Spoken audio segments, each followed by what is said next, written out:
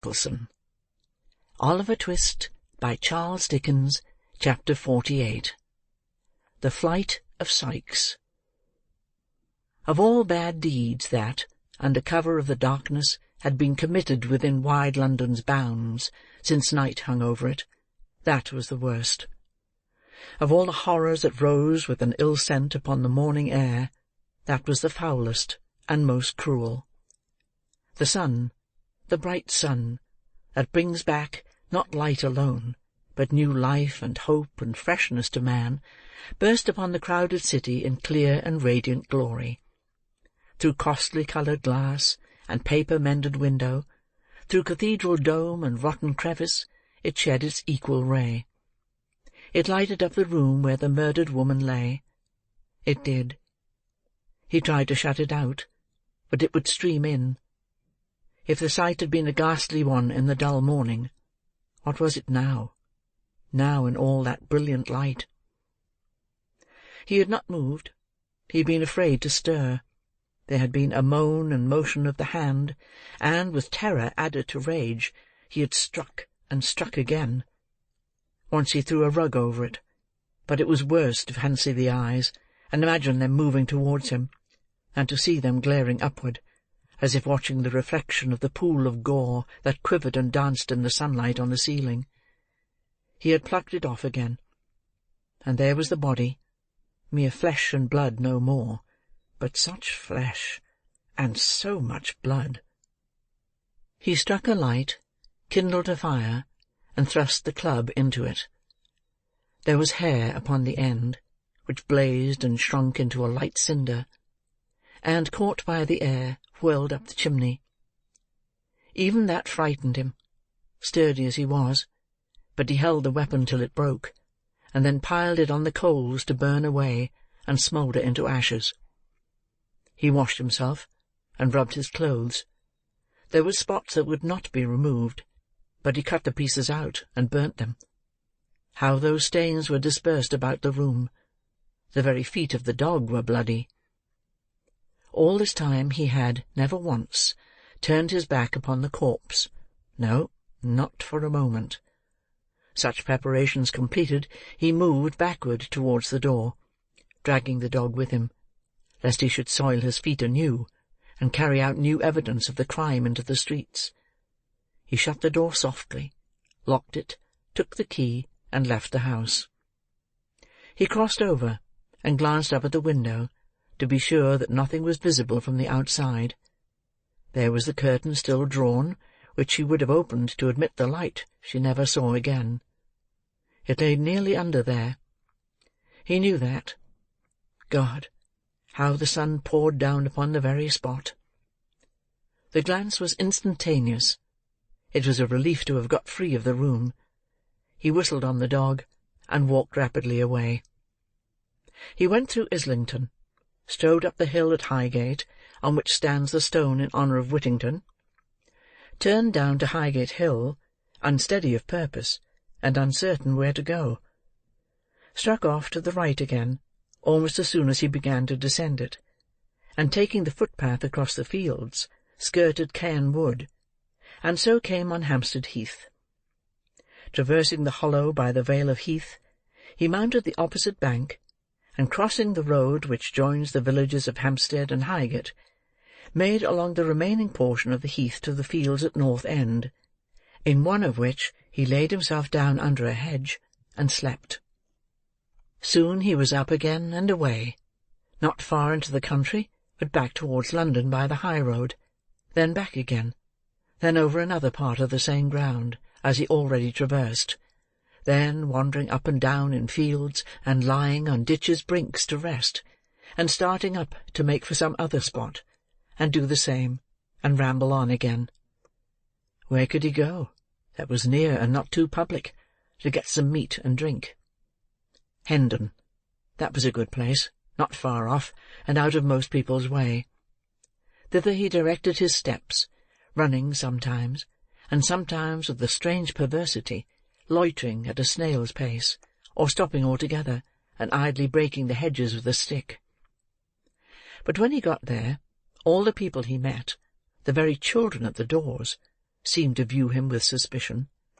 Back he turned again, without the courage to purchase bit or drop, though he had tasted no food for many hours, and once more he lingered on the heath, uncertain where to go. He wandered over miles and miles of ground, and still came back to the old place. Morning and noon had passed, and the day was on the wane, and still he rambled to and fro, and up and down, and round, and still lingered about the same spot. At last he got away, and shaped his course for Hatfield.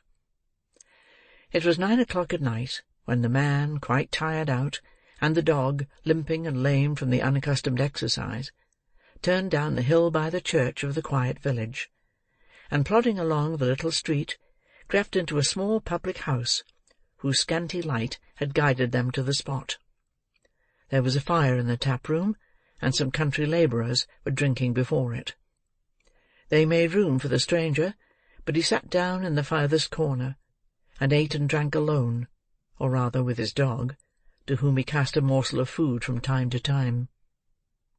The conversation of the men assembled here turned upon the neighbouring land and farmers, and when those topics were exhausted, upon the age of some old man who had been buried on the previous Sunday, the young men present considering him very old, and the old men present declaring him to have been quite young, not older, one white-haired grandfather said, than he was, with 10 or 15 year of life in him at least, if he had taken care,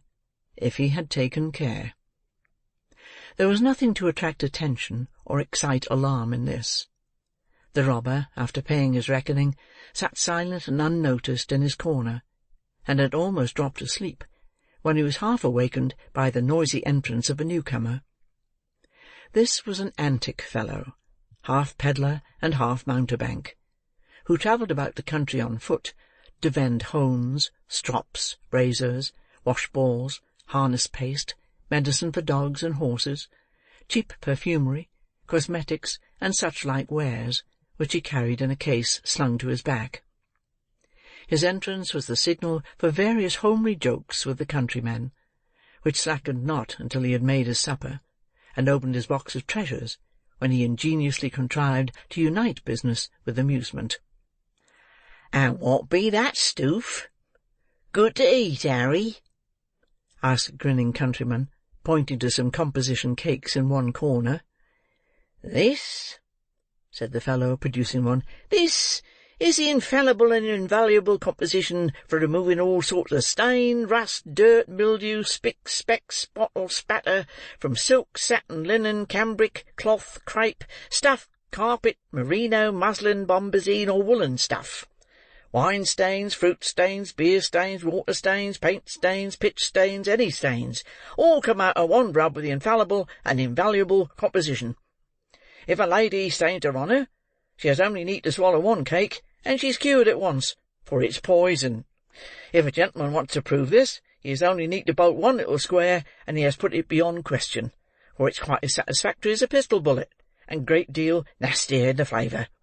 Consequently, the more credit in taking it. 1 penny a square, with all these virtues, 1 penny a square." There were 2 buyers directly, and more of the listeners plainly hesitated. The vendor observed this, increased in loquacity. "It's all brought up as fast as it can be made," said the fellow. "There are 14 water mills, 6 steam engines, and a galvanic battery, always a-working upon it, and they can't make it fast enough, though the men work so hard that they die off. And the widows is pensioned directly, with £20 a year for each of the children, and a premium of 50 for twins. 1 penny a square. 2 halfpences are all the same, and 4 farthings is received with joy. 1 penny a square. Wine stains, fruit stains, beer stains, water stains, paint stains, pitch stains, mud stains, blood stains. Here is a stain upon the hat of a gentleman in the company, that I'll take clean out before he can order me a pint of ale." "Ha!" cried Sikes, starting up. "Give that back." "I'll take it clean out, sir," replied the man, winking to the company, "before you can come across the room to get it. Gentlemen, all, observe the dark stain upon this gentleman's hat, no wider than a shilling, but thicker than half a crown. Whether it's a wine stain, fruit stain, beer stain, water stain, paint stain, pitch stain, a mud stain, or blood stain—" The man got no further, for Sikes, with a hideous imprecation, overthrew the table, and tearing the hat from him, burst out of the house.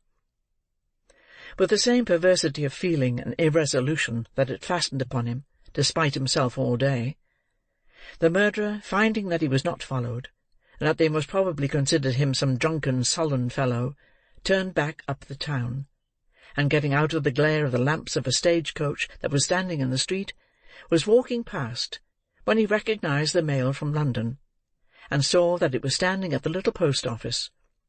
He almost knew what was to come, but he crossed over and listened. The guard was standing at the door, waiting for the letter-bag. A man, dressed like a gamekeeper, came up at the moment, and he handed him a basket which lay ready on the pavement. "That's for your people," said the guard. "Now look alive in there, will you? Damn that 'ere bag! It warn't ready night afore last. This won't do, you know." "Anything new up in town, Ben?" asked the gamekeeper, drawing back to the window shutters, the better to admire the horses. "No, nothing that I knows on," replied the man, pulling on his gloves. "Corn's up a little. I hear talk of a murder, too, down Spitalfields way, but I don't reckon much upon it." "Oh, that's quite true," said a gentleman inside, who was looking out of the window. "And a dreadful murder it was." "What is it, sir?" rejoined the guard, touching his hat. "Man or woman, pray, sir?"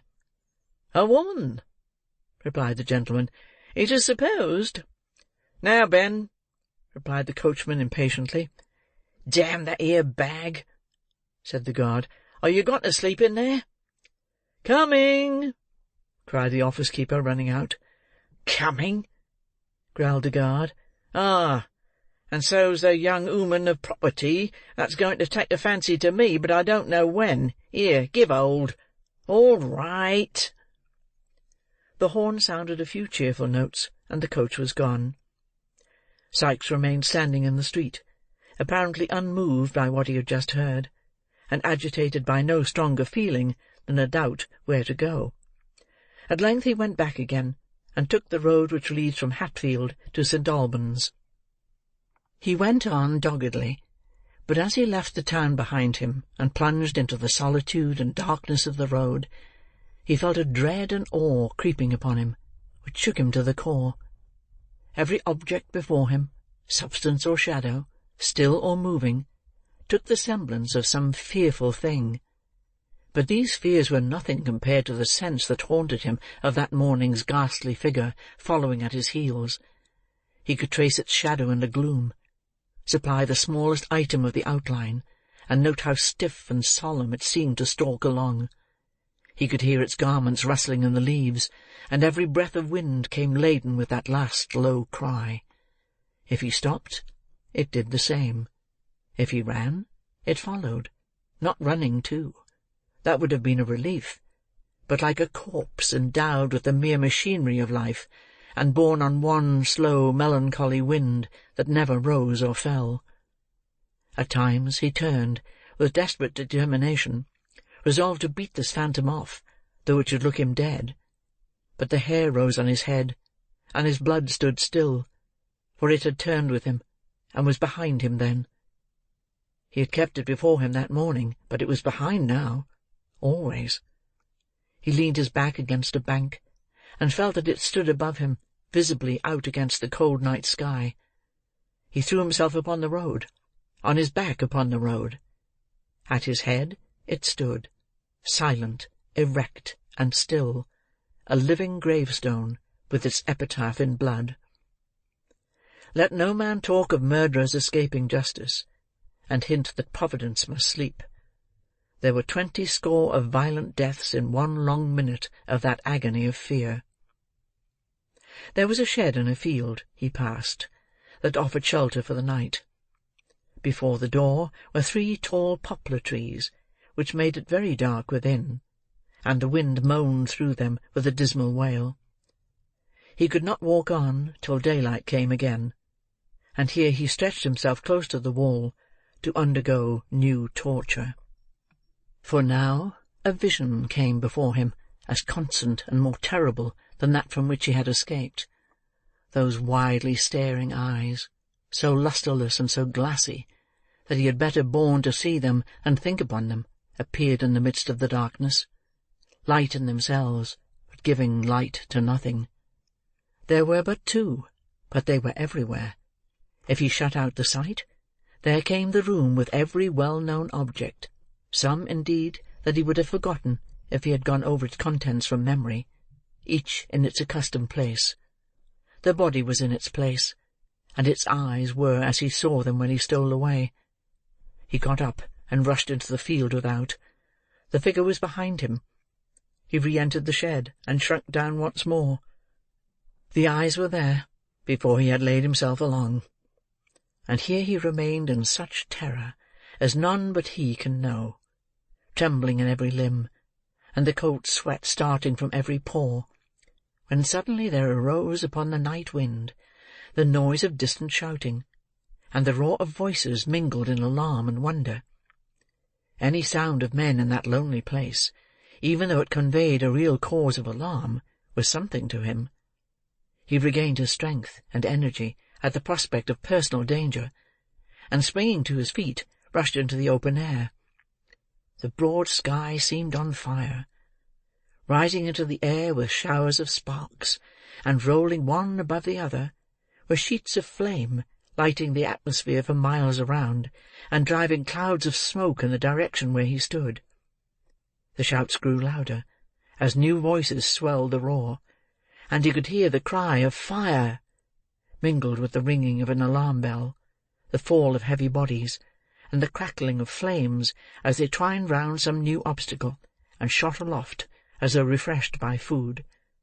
The noise increased as he looked. There were people there, men and women, light, bustle. It was like new life to him.